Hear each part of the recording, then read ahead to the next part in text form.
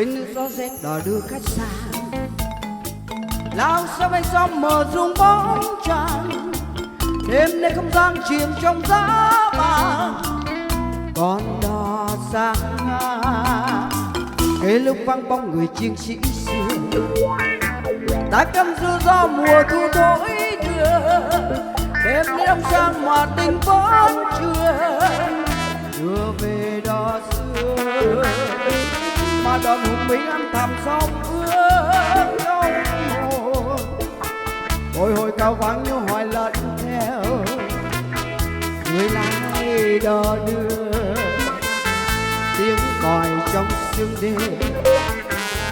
tiếng còi trong sương đêm theo gió đưa ôi buồn nghe vì vu oán tha, thôi oán cũng đi rồi, thôi toán cũng đi rồi,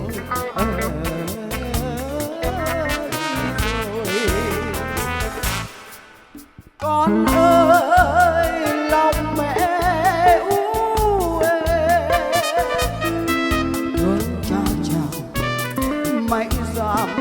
sơn khê, khi ra đi có thu này về, mà hôm nay lá thu đã rơi tràn, rồi mùa đông sang qua luôn mòn mỏi trong đau buồn.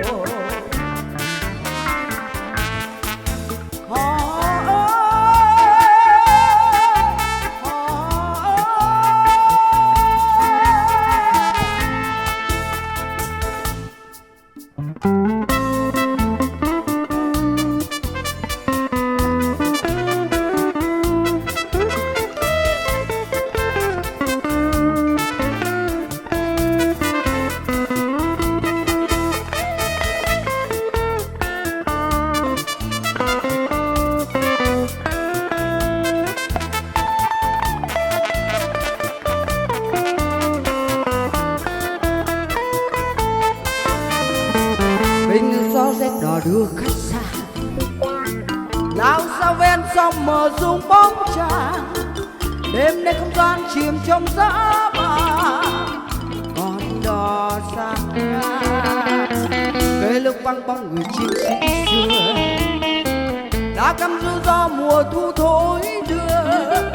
đêm nay đông sang mà tình vẫn chưa về đò xưa,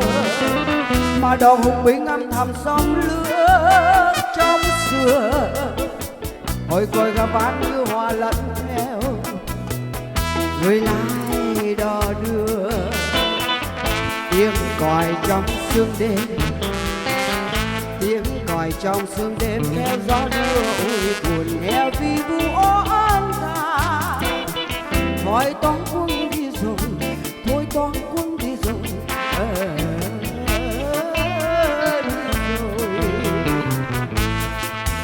con ơi lòng mẹ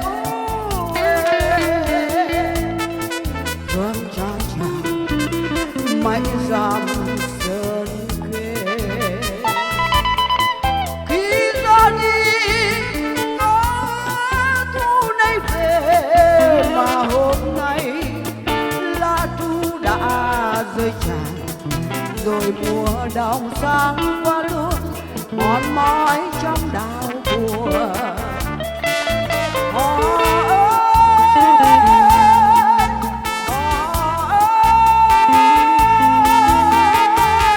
Tiếng còi trong sương đêm, tiếng còi trong sương đêm, tiếng còi trong sương đêm.